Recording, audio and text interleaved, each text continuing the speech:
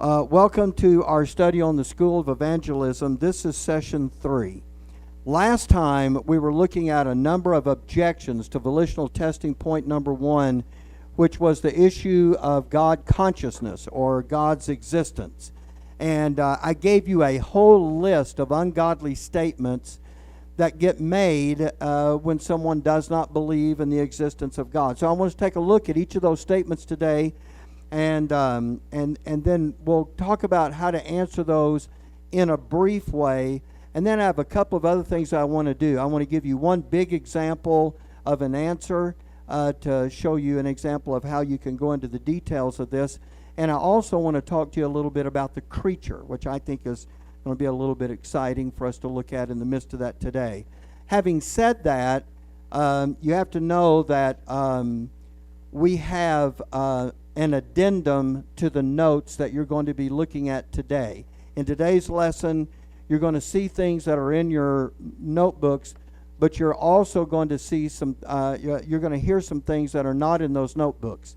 I will, if you folks that are on Zoom decide that you would like to have these to slip into that book, I'll be glad to send you the email out that has these addendum notes. I think, how many pages are on those notes that I handed out, Gloria? What is that, six pages?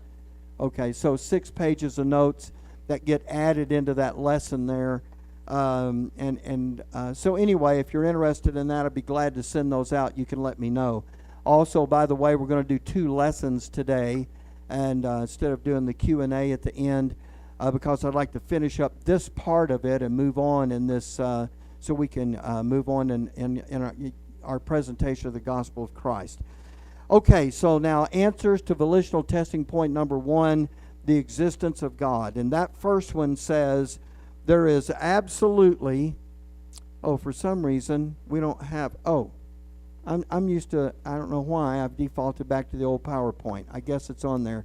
There's absolutely no evidence that God exists. I've tried to give you an answer that you could say in about a minute, roughly, and that will spark a conversation, hopefully. And look, there's a couple things about this. Let me just read the answer, and then we'll talk about it.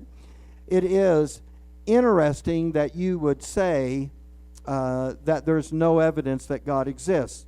There are plenty of books and articles and videos that claim to provide evidence for God's existence. And I was wondering, which of those proofs did you decide to reject? Now, if you're going to honestly conclude that there's no evidence for God's existence, then you must first have investigated those evidences which have been offered as proof of God's existence. So which ones did you reject, and how did you find them faulty? The point here is this, is that most of the people who make that kind of statement have not ever investigated any of the proofs of God's existence. And so what we're trying to do in a very kind way, because you're not trying to offend anybody here, is to demonstrate that their objection is not actually based in fact or even an investigation of the facts. And what we're trying to accomplish is to be able to answer the objection for someone who has honesty of heart, and maybe they've just heard something and they've kind of been fooled by that, and but they have an honest heart, and when they hear evidence to the contrary, then they're willing to give that a listen. Now, there are a number of those proofs of God's existence, and so we're not going to be able to cover all of them here. But there's a couple of things, but we are going to cover a couple. And in addition to that, I want to say that we need to be careful and use proofs that are subjective in, don't use proofs that are subjective in nature, but use proofs that are objective in nature.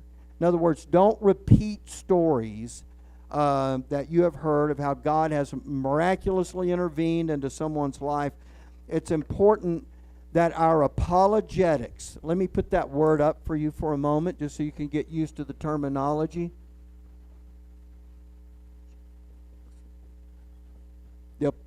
That our apologetics, and when I talk about apologetics, I'm talking about the arguments that we use to defend the faith.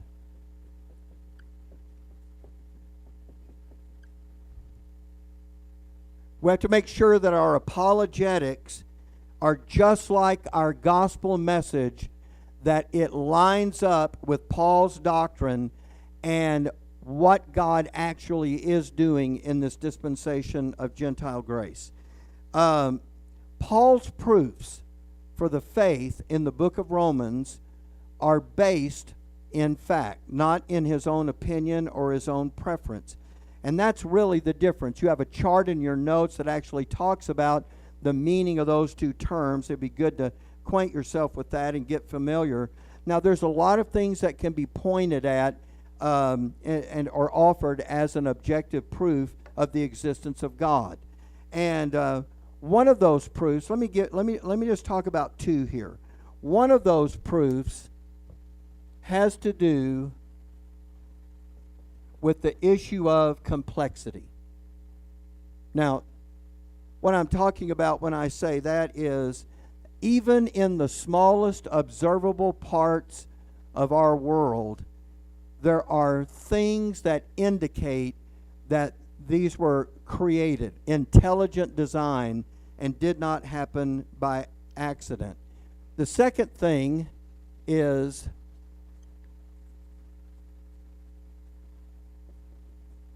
those things that we observe that require the necessity of a creator.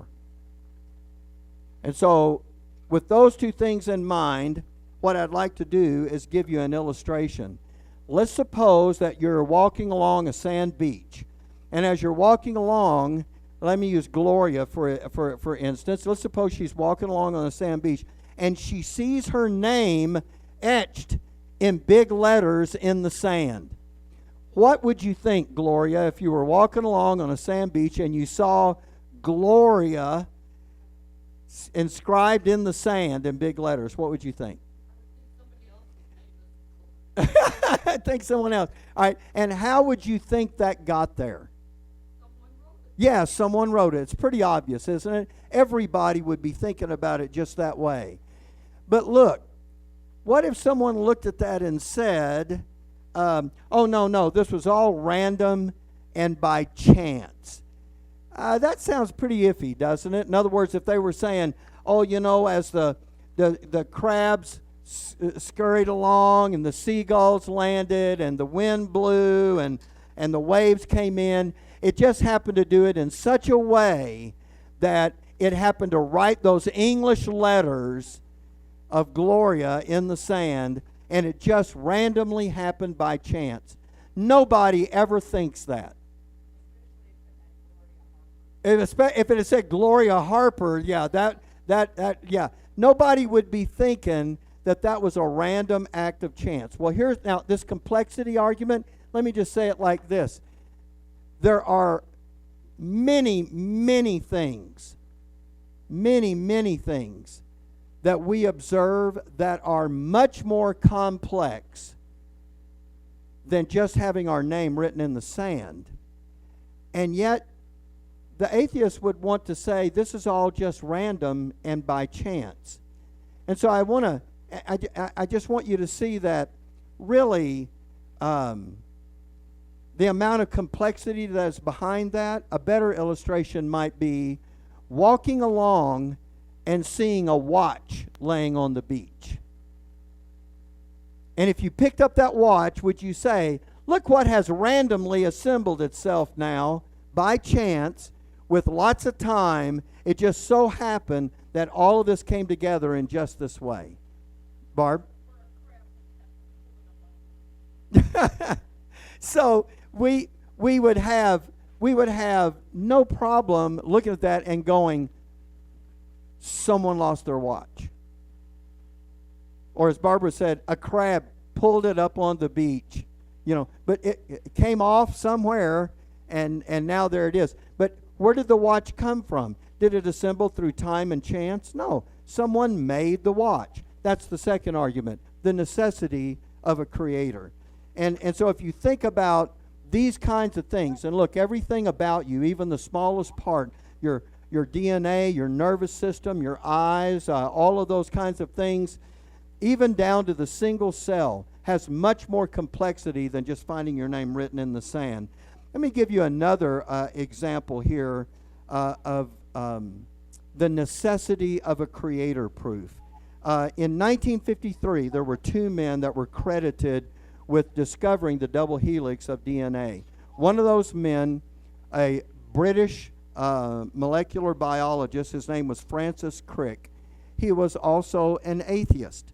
And he said that he estimated that the odds of intelligent life on Earth being the result of non-directed chance.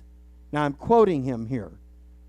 Francis Crick said the odds of intelligent life evolving on Earth from non-directed chance, in other words, that there was no designer or creator behind it, he said the odds of that are 1 in 10 to the 2 billionth power. That was an interesting thing, and I got to thinking about that because I've seen these kinds of things before with regard to the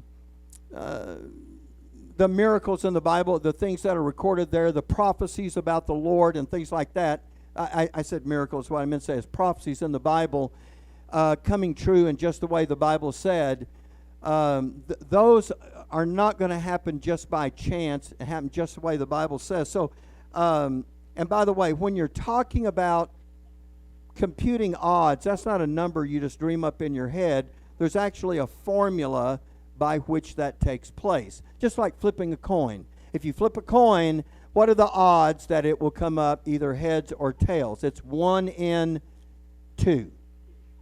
Well, Francis Crick said the odds of all this being just chance is 1 in 10 to the 2 billionth power. And so what I want to do very quickly is I want to talk to you about how much chance is really there. So let me walk you through this. Now, I know you've had these notes for a while, but 10 to the 8th power, I don't think I put that on the PowerPoint. Let me just look and see. Oh, I keep looking in the wrong place. Okay, so let's just hold it there. So 10 to the 8th power is 100 million. 10 to the 9th power is a billion. 10 to the 12th power is a trillion.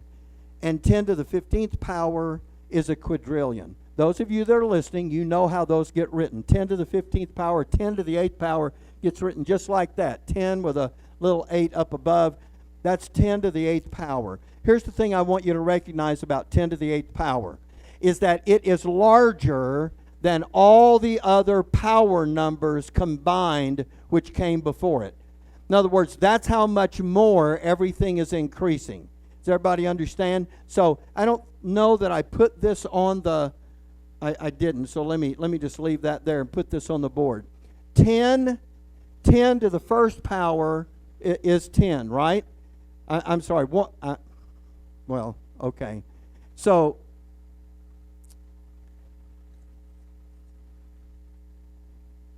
there's 1, and then 10 to the first power is 10, 10 to the second power is 100, 10 to the third power is 1,000, 10 to the fourth power is 10,000, 10 to the fifth power is 100,000, and where am I at? 2, 3, 4, 5, 6.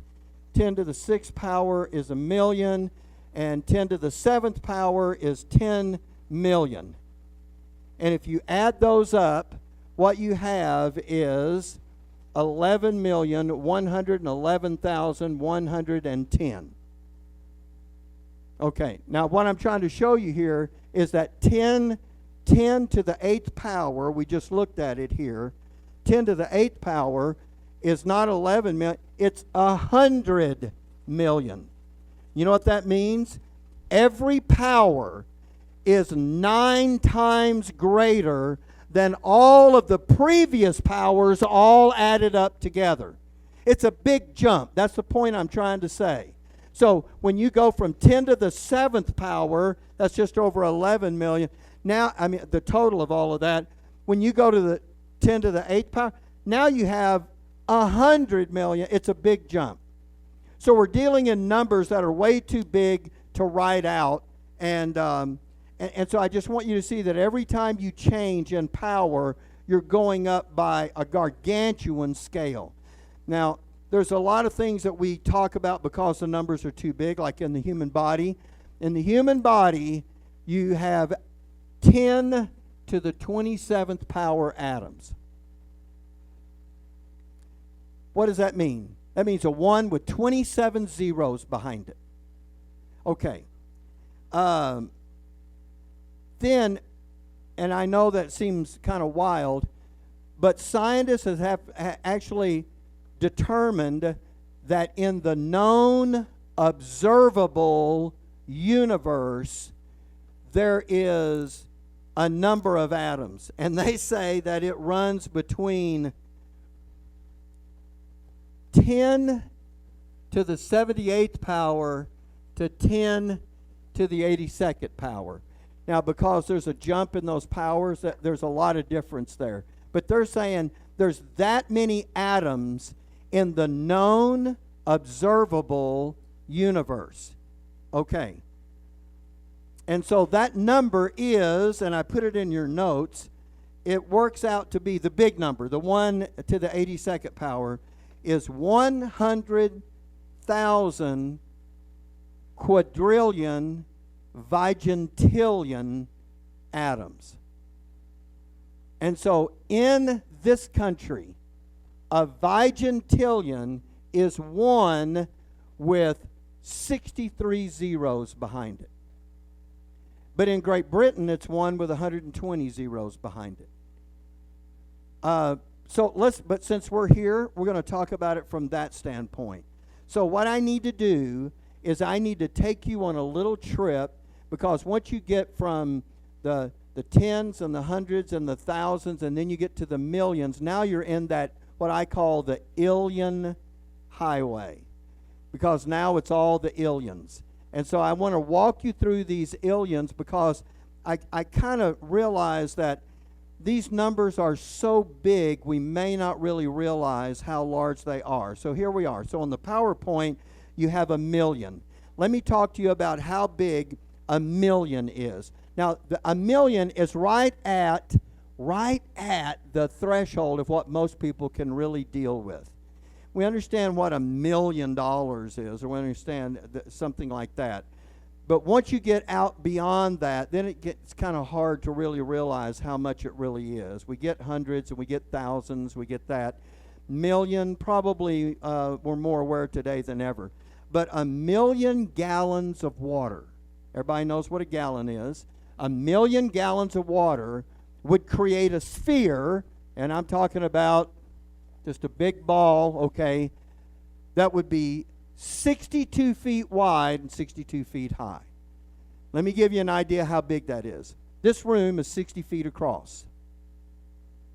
So 1 million gallons would be a ball of water that would be as wide as this room and as tall as this room. So there's 1 million gallons of water. Now let's do the next one. 1 billion.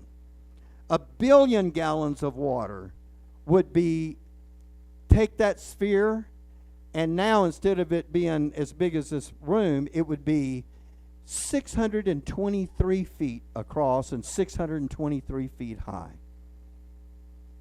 That's more than 2 football fields across. So pretty big. 1 trillion. 1 trillion would be a sphere that would be 1.2 miles across and 1.2 miles high. Just to give you an idea, if we were to, and you know what, I guess I have the wrong PowerPoint in, and I need to put that in. So give me a second. I'm going to slip right down here and put the right PowerPoint in, because there's something I need to show you about this. So we're looking at 1 trillion gallons of water would be something about 1.2 miles wide. And if you put those million gallons of water laid on the state of Ohio, they cover the whole state about 1¼ inches deep. Now, you know what? I'm still looking at this and I'm thinking, I guess I just didn't get that in there. So, okay, so a trillion would cover the whole state of Ohio in about 1¼ inches of water, or it'd be a sphere about 1.2 miles across. A quadrillion is the next power number, and that would be a sphere of water about 12 miles wide, and that would cover the whole state of Ohio in 107 feet of water. Or, I thought this was interesting, it would cover the entire United States in 1 foot 7 inches of water. And that's just the 4th illion number. That's a lot of gallons. And the next one would be a quintillion. This is 18 zeros if you're keeping count, and that would be a sphere of water 120 miles wide. Just to give you a reference point, all the oceans in the world contain 326 quintillion gallons of water. And so now that takes us to the next one, and that is a sextillion, and that's 21 zeros. That is 3 times the amount of water on the whole planet.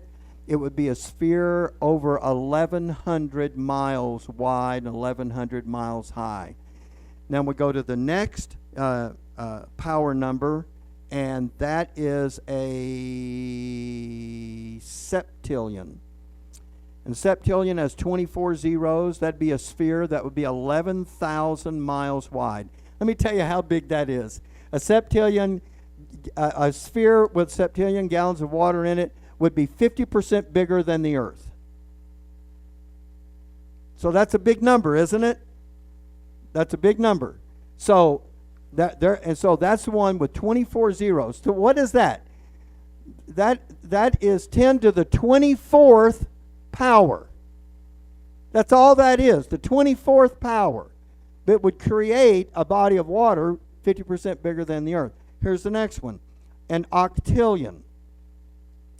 An octillion would produce a sphere that is 118,000, a little more than that, 118,000 miles wide, and it's somewhere between the size of Jupiter and the size of the sun. Sun's much bigger.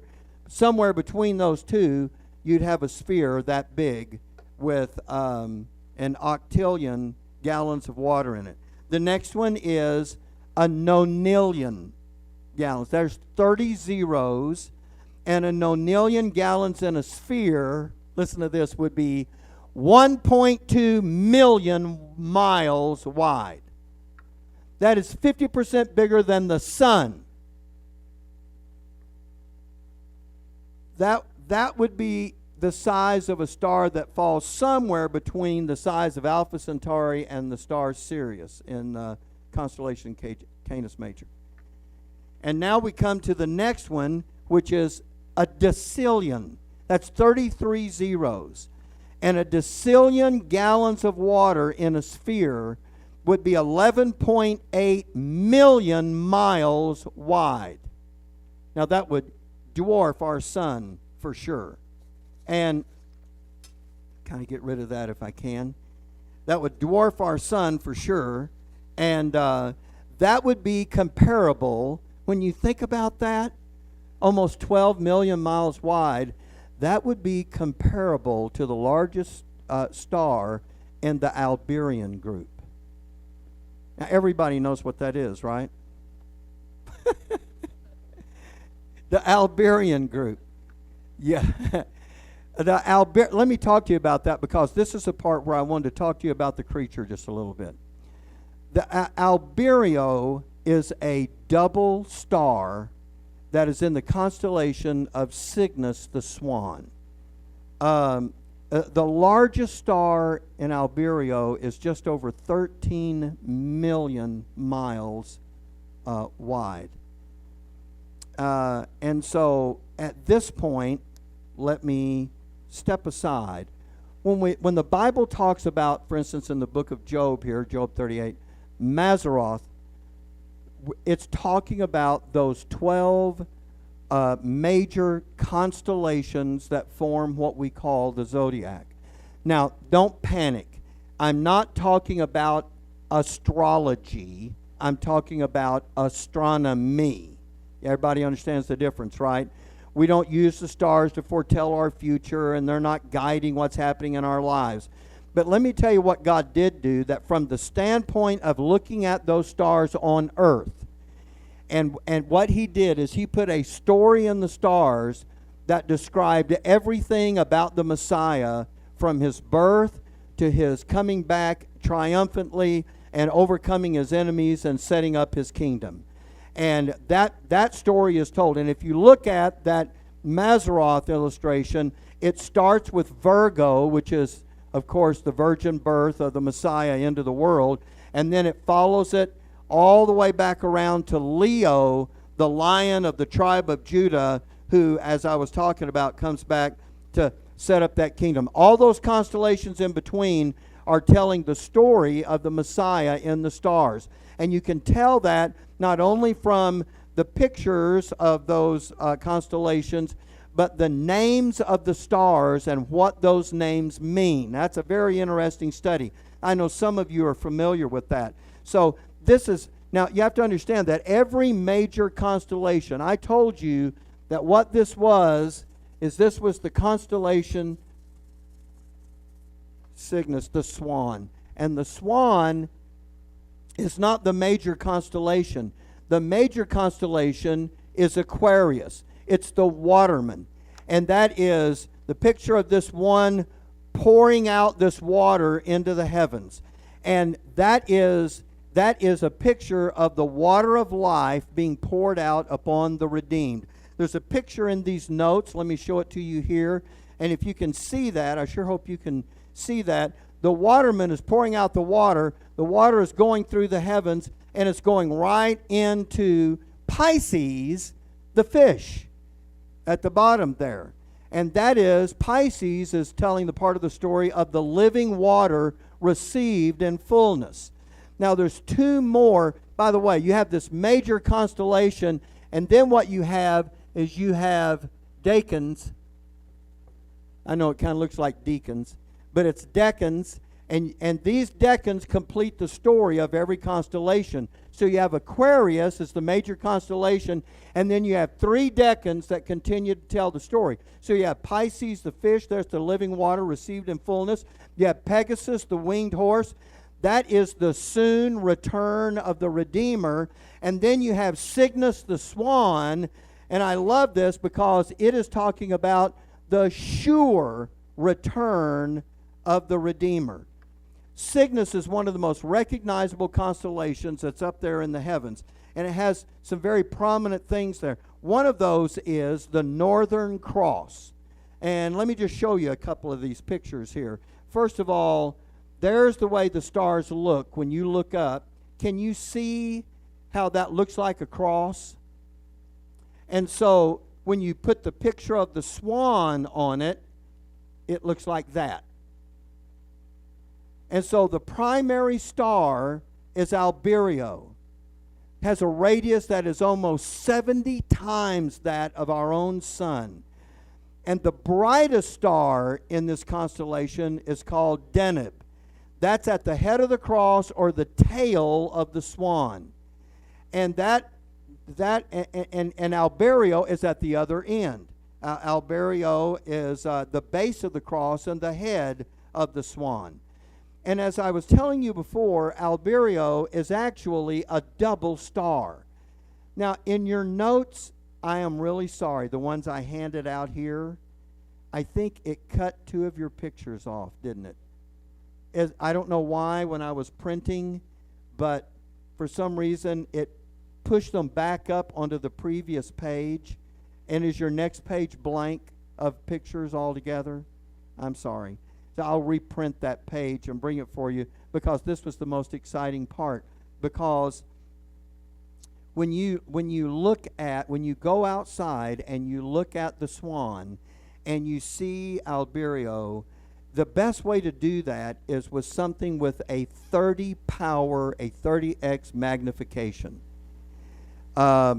you would need a really, really strong set of binoculars with a tripod, and even then you might not see it as a double star. But any telescope will do it, even a small one. And what you're looking at, I'm going to show this to you, what you're looking at when you see it the first time is those stars look like that. And it appears as a single star. They appear to be so close together.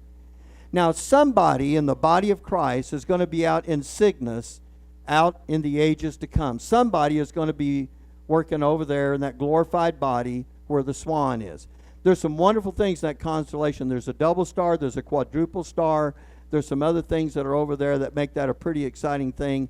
And of course, that Northern Cross. But when you look at those two, what I'd like to do is show you a picture of these that was taken by the Hubble telescope with a little more magnification to it, because it's just absolutely beautiful in my eyes.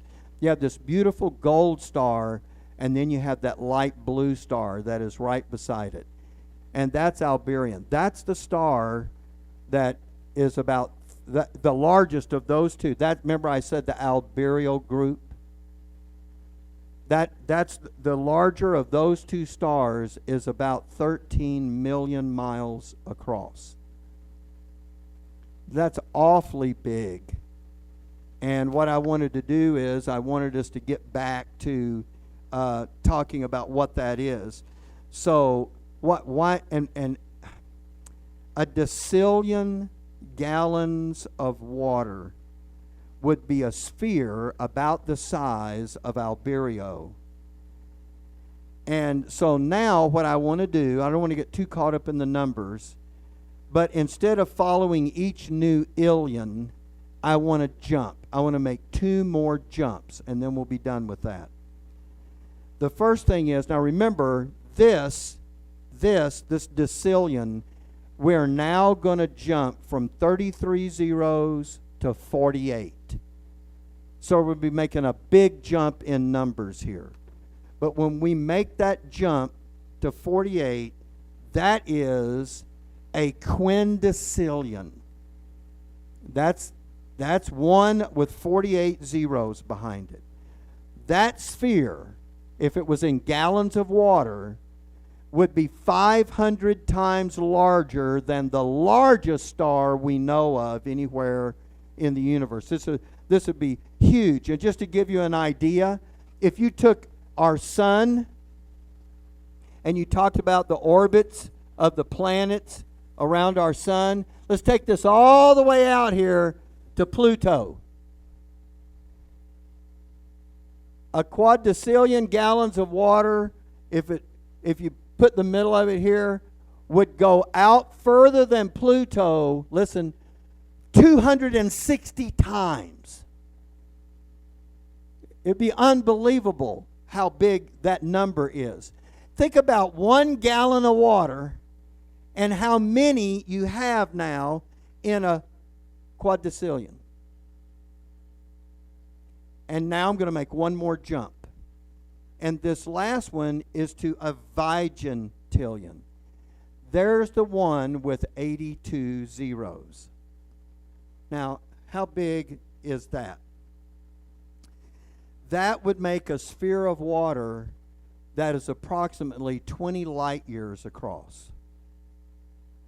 You know what a light year is? A light year is the distance that light travels in a year, traveling at just over 186,000 miles per second. That's how fast light is. So the sun is about 93 million miles away. How long does it take the light from the sun to travel to the earth? 93 million miles, about 8.5 minutes. 8.5 minutes. That's traveling pretty fast. Traveling at just over 186,000 miles per second.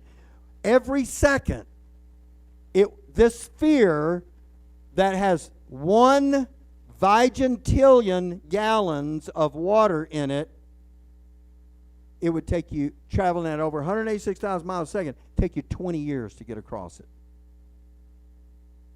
Now, that's a big number, is it not? Just, I'm trying to give you a point of reference for a reason. And the reason is because now let's bring that back to where we started looking at these in the first place. That is 10 with, are we on the Vigentillion number? We are. 1 with 80, that's 10, 1 with 82 zeros behind it, okay? Now look, that's how big that is. 82 zeros, and we got a sphere that big. What did Francis Crick say? The odds of this being an accident, of non-directed intelligent life evolving, are 1 in 10 to the not 82nd power to the 2 billionth power. So I gave you that whole illustration to just say this. And as a person who is honestly looking at the evidence for creation, when you hear an atheist make that statement, what is it about that you can suddenly now reject out of hand? In other words, what are the odds that all of this was an accident? You understand? The chances would be 1 in that many. That's practically zero. Practically zero. And so it is and so as we're looking at this, all I'm trying to do is say that there are a number of evidences that because of their complexity and because they beg for design, they represent now astronomical odds that there is a creator behind that. It would be like you said, and someone is going to say, yeah, but there is one though, right? It's 1 in that many, but there is one. But you know what? In anything else, you would never, ever ascribe it to the one.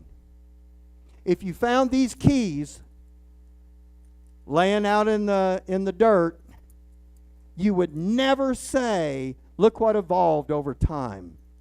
Everything came together in just the right way, and now we've got these keys. You would never say that. And if someone says, oh, but I think they did evolve. There's one chance, right? See, you would never do that. There's other reasons why people maintain those things. Now look, in your books, there's a footnote, number 3. And in that footnote, there is a list of some videos and other things that you can find on YouTube. And there's one in particular called 6 Proofs of God's Existence. And now while there's lots of videos on there that talk about proofs of God's existence, I thought this one was well done and it was well thought out. And so I thought it was worth looking at. Now there's other things, and I'm sure many of you have seen a lot of these videos that are also well done. I didn't want to get bogged down into trying to find, the top 100 or anything like that. I just wanted to say that for those of you that are interested in more details, there's plenty of ways to be able to find those. So what is the point here as we end this first session? The point here is when someone says there's no evidence that God even exists, your reply is, well, there are plenty of evidences of a creator. Which of those evidences did you reject, and on what basis did you reject them? Because what you're trying to get someone to do is to honestly look at the fact that they haven't really looked at the facts.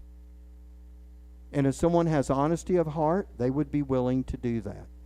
Plenty of atheists have become believers because they looked at the evidence. And so if this person has honesty of heart, they may be able to do that too. And then, of course, there's much shorter than the things that I went through with you today. and things that are out there that you could present to them that I think make really good sense. Okay, so that gets us through that illustration.